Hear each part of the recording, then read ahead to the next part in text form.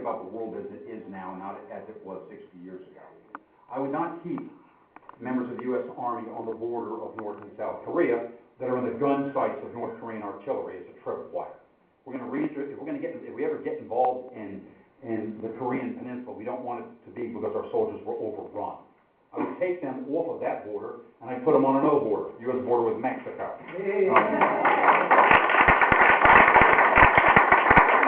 That border has 7 cartels, narco cartels. They made over $10 billion. They are trafficking drugs into our country, and we've got to deal with them. And each of those groups has more money, people, and I mean, they shoot, move, and communicate to a greater degree than Al-Qaeda does. And yet we leave the border open. Disgraceful. There are other places where I would close and I would reduce our footprint, like the Balkans.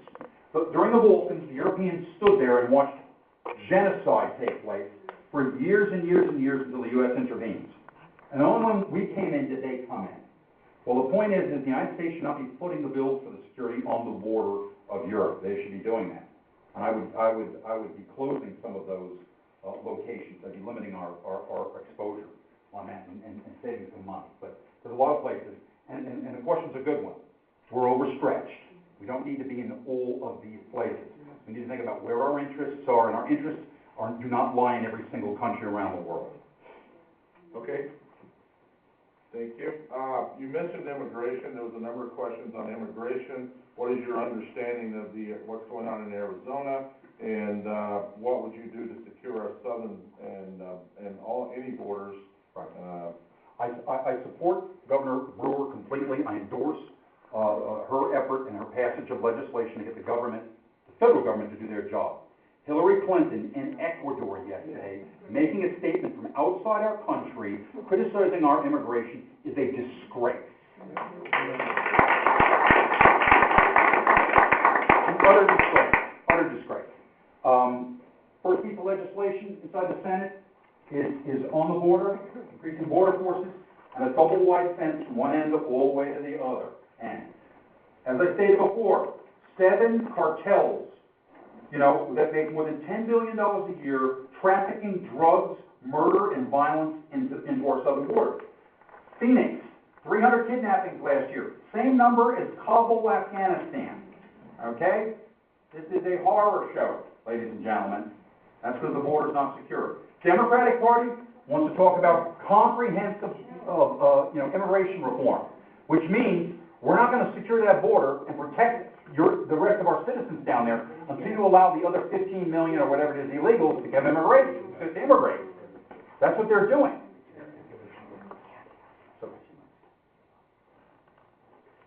They're trying to blackmail us, is what they're doing. I'm not going to have it. Secure the border for us first. Even people that want to immigrate to the United States need to follow the law. The law says someone files a petition for you, you wait in the home country, or you return to that country, and when your priority date comes up, you come in.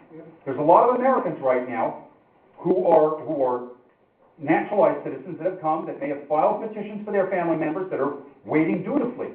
Should people cut the line? I don't think so. I want to say this. I'm married. My wife is a Latin. I speak Spanish. Yo puedo hacer todo en español. I can do these interviews in Spanish. I can debate this in Spanish. No tengo problema en eso. And so, the point is I'm ready for this debate.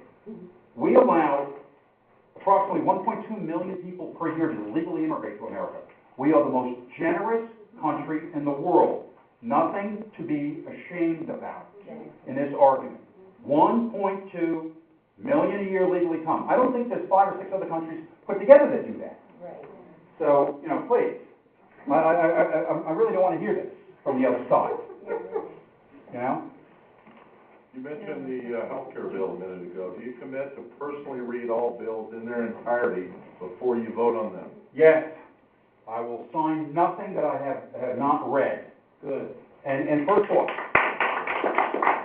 stimulus package went through in like 16 hours.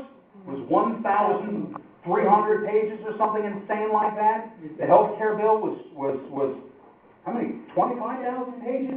Just unbelievable. This stuff is you can't make this stuff up. You can't make it up. It's so bad.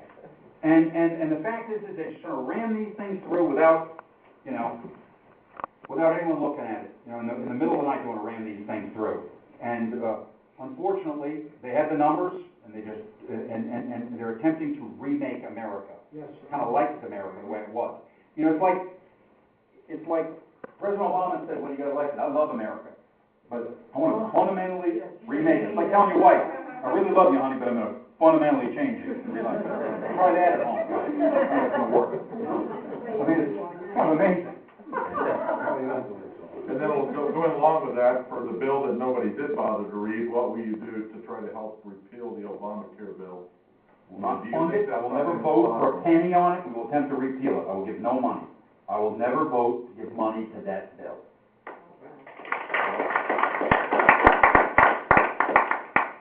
And I have half this stack is, questions on, what is your position on the social issues such as pro-life, gay marriage? I am pro-life, I'm against gay marriage. I will say this, and I tell people this, even though people don't ask me the question, I get out in front of it, and tell everybody. On the issue of gays in the military, I do not have a problem with lesbians or homosexuals in the military. Let me tell you why. We have gays in the military right now. They stand, they fight, they serve, they die for our country. They don't want people to know who they are. They don't want people trying to out them. About 2 years ago, there was a nurse. She'd served out in the Middle East. She'd served, helped save lives. Back in the United States, she was a lesbian. She lived 100 miles away from the base. People followed her home, took photos of her, and they drove her to the Air Force. 18 years in the Air Force, didn't get a retirement. That's wrong, okay? That's wrong. People who are gays or lesbians in the military don't want anybody to know. I worked in the CIA for 25 years. For the first 12 years, we didn't have any gays or lesbians. We didn't have, because you weren't allowed. We were all polygraphs. And they polygraphed, they asked you about your sexual preference, you know? And I swear, that's what we did. You were polygraphed all the time, right? You know, gays, lesbians, drug use, all that. Then halfway through my career, they said, okay, we're going to allow gays and lesbians then. And then like 3 or 4 senior officers said right away that they were gay. We were like stunned, you know? They had a polygraph, you know? But the point is these people serve their country honorably. They risk their lives for the country. And 10 years ago, I would have said no. Both my children are officers in the military, and they both said, Dad, it's okay, it's not a problem. You know, and I have a son in combat right now, and he said to me, it's okay, Dad, don't worry about it, it's okay. And I wrote in a book, a policy book. That's the one point that I'd say to you that, you know, and I'm pretty conservative. But in this particular issue, I don't think it's a problem. I think that we should allow them to serve. And as we're talking about military, along with that goes your position on gun rights, Second Amendment? Second Amendment guy, yes. I believe in, you know, we all have the right to bear arms. I'm not a member of the NRA. I'll try to be one tonight. When I get home, I will sign up. When I was in the CIA, you get off the plane, they give you the gun. You know, I never needed a license or anything like that, you know, what I was doing. But I believe in the National Rifle Association. As George Washington said, guns are are democracy's teeth, you know, and we should have the right to own and bear arms. I was in, someone asked me earlier, how come you didn't have guns the last couple of years if you got a CI? I was living in New York City. I was trying to get one there, you know. I live on Long Island. I can get one now, and just haven't had time to go down and get my pistol permit, but, you know, I'll be taking one up shortly. And I'm grateful to the National Rifle Association and all those that support gun rights, and will support them myself.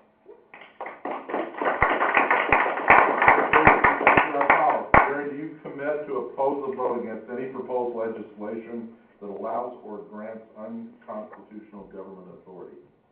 I will not support anything that's any unconstitutional government authority. Yeah, and the question continues to, just because there were portions of legislation that were good. Let me say something. From 1941 until 1965, there was a committee, an anti-appropriations committee. It was headed by a senator by the name of Harry Byrd, not the current Byrd in West Virginia, but Harry Byrd. And Harry Byrd didn't want to raise taxes during World War II. What he wanted to do was find any sort of program that we shouldn't have and get rid of them. And from 1941 to 1965, all they did was identify unnecessary programs and cut them. And we need to reinstitute that commission. And it should be members of the House and the Senate. What they had before was members of the House and members of the Senate. And that's all that committee does. is looks for wasteful spending and programs and sunsets them, ends them, cuts them. And then they gave examples of all the programs that were cut, everything that was saved from that committee. We need to have that now. We've got the House and the Senate passing thousands of bills every year, and then when does it end? When does it end? What programs need